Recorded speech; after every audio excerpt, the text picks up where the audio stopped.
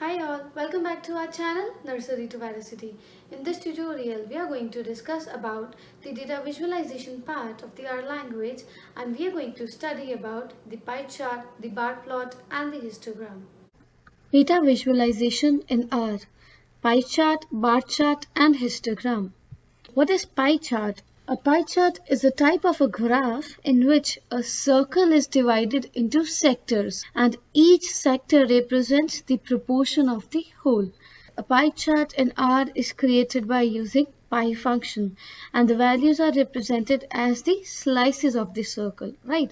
Now if you want to create the pie chart in our language, we have a pie function wherein we have some parameters like x, labels, radius, main, call and clockwise. So we will see how it will work. X defines the positive numbers of a vectors. Label describe the slices, so it will name every slice. Radius of a circle, its value varies from -1 to +1. Main, it gives the title to the chart, and call will represent the colors of the chart. Clockwise, if you want to add the slices to be clockwise, you need to write clockwise is equals to true.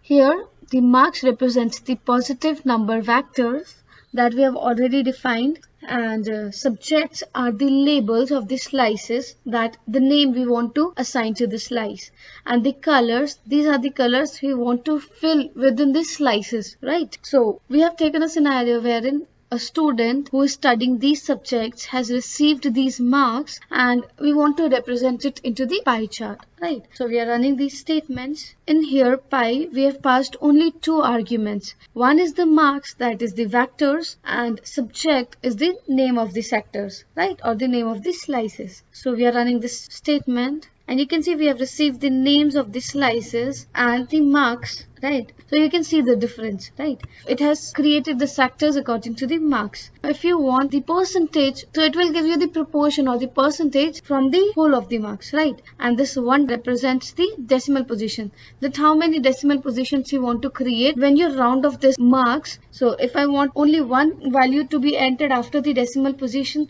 we will write 1, and if you want to know the two values after the decimal position, so then you can write 2 over here, right? So we are running this pi%, so it has calculated the percentage, right, for every subject from the whole marks.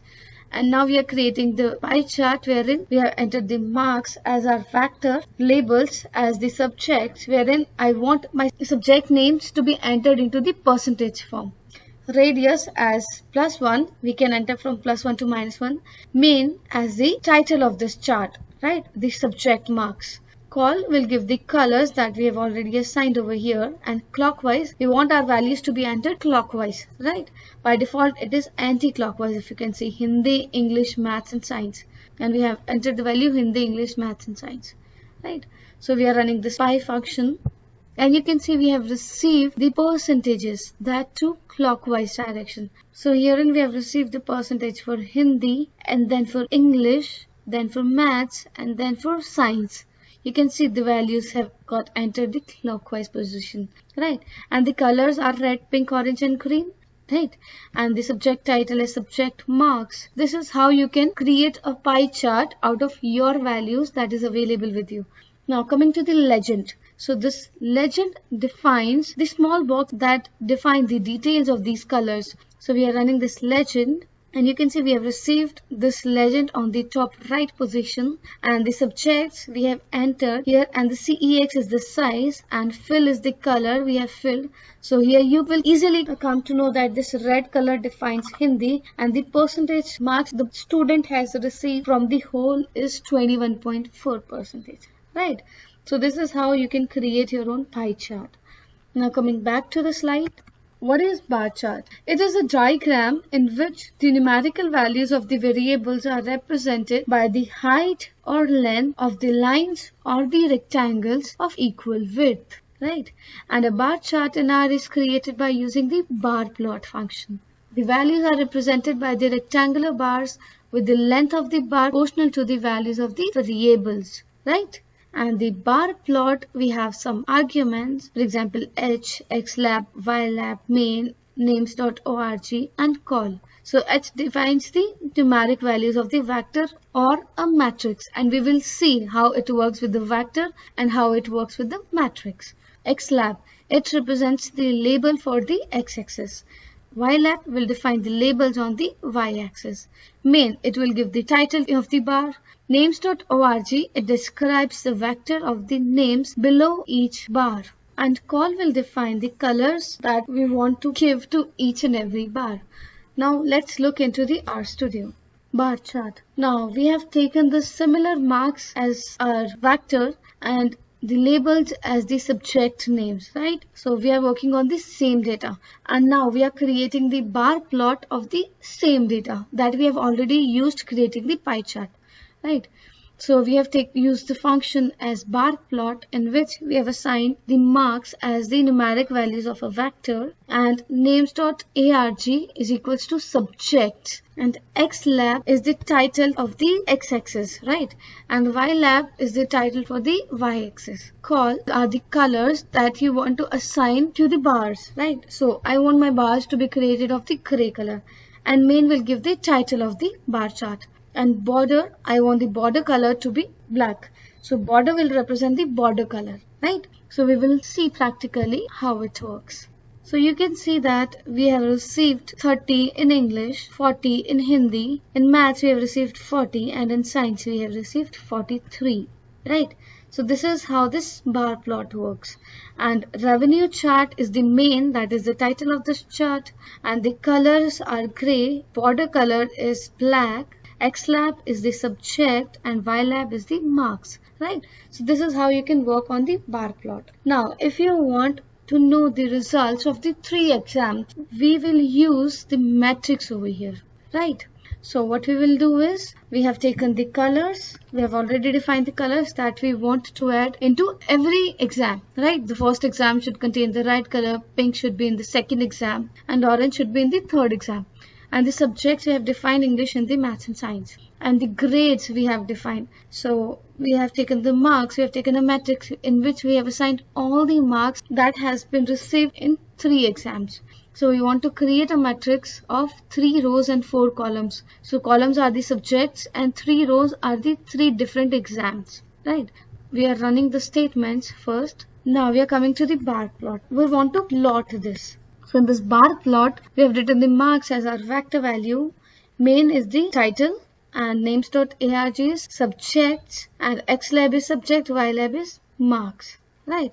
And colors, the colors that we have defined is red, pink and orange, right? Now we are running this bar plot, and you can see that we have received is 19, 18, 17 and 21. Right, so in the 4 subjects. In the another exam, it has received the marks as 24, 38, 37 and 39. So these are the values. And in next exam, they have received the values 42, 45, 43 and 47.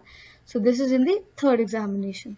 Right, and now we have written the xlab as subjects, ylab as marks, and colors are the colors that we have defined. So we have received these colors. Now we want to create the legend at the top right position, wherein we want to write the grades.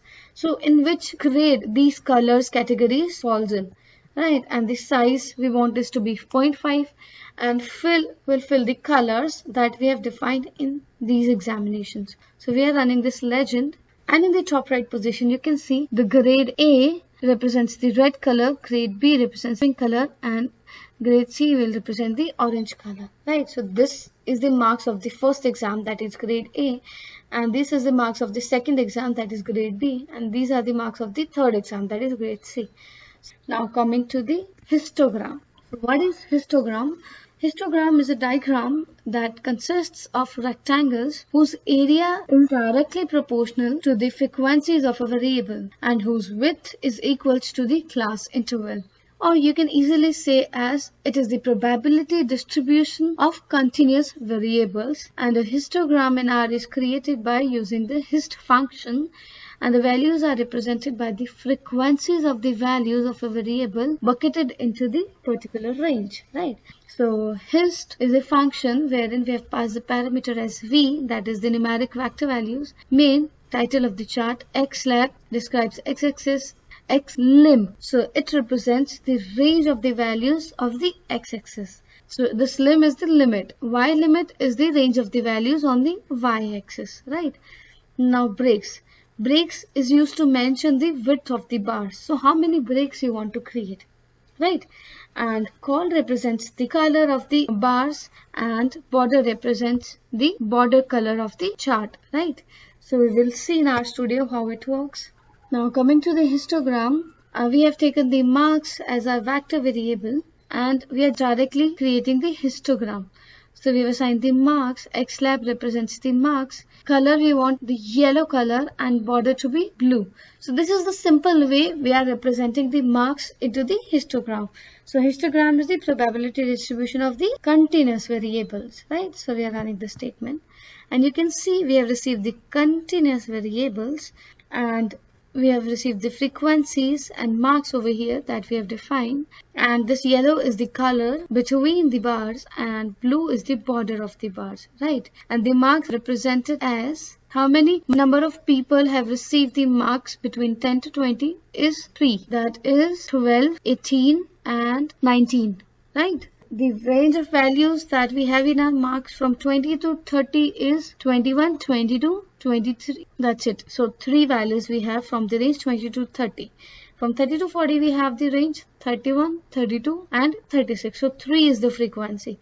And in 40 to 50 we have 41, 49. So the frequency here is 2, right? So this is how histogram works. Now we will add all the parameter values that we have already discussed. So marks will represent the values, X lab will define the x-axis, Y lab will describe the y-axis, color will describe the fill color, border will describe the border, X limit will describe the limit of values, the range of values you want, and Y will represent the frequency, right? And breaks is number of times we want breaks into the histogram. So we will work with the breaks as well. So we are running this histogram. See, so we have received 10 breaks and we have frequencies from 0 to 4 while in X lim 10 to 50 and the range of the values. So between 10 to 15, how many values occur? From 10 to 15, the values occurred is 12 and that's it. So frequency is 1. From 15 to 20, number of values occurred is 18 and 19. So 2 values. So we have received the frequencies as 2. Right. Now we are taking the break to be as 5 and we are running this histogram statement and you can see it has taken the range from 10 to 20. This is how you can work on this histogram, right? Coming to the 3D pie chart. So we have created a pie chart that is in the 2D. Now we have a library, so we need to install this library function. So in tools, we have install packages, wherein we are installing the package as Plotrix. So this Plotrix will help us creating the 3D pie chart, right? So this package is running now and the package got installed. Now we are running this Plotrix library, right? So now we want to create the 3D pie chart. So in order to create the 3D pie chart, you need to write the pie and 3D, right? So this is the function you have to assign, wherein you will pass the values as mark and edges as any, because we are creating the circles. Labels are the pi percent that we have already defined earlier, right? And explode is the gaps between every sector or every slice, right? So we will run first these statements. We'll run this marks and subjects and colors. Now we will create this in 3D, right? So by 3D marks, edges, labels we have defined and explode. So we're running this statement and you can see we have received a pie chart in the 3D format wherein we have explode as 0.1. So this gap is the 0.1, right? And the pi percent is the percentage of every subject marks, and edges is equals to NA and the marks are being defined over here. So this is how you can create a 3D pie chart using the pi 3D function. And legend will help you create the legend at the top right position, and it will represent the subject names, and the size we want is to be 0.5 and it will fill the rainbow colors. And you can see the red defines the Hindi subject, green defines the English subject, blue defines the math subject, and this purple defines the science subject, right? So this is how it works. I hope you understood the concept and you're trying it by yourself. But in case you find any issues, you can write the comment in the below comment box, or you can email us your queries on nur2var@gmail.com.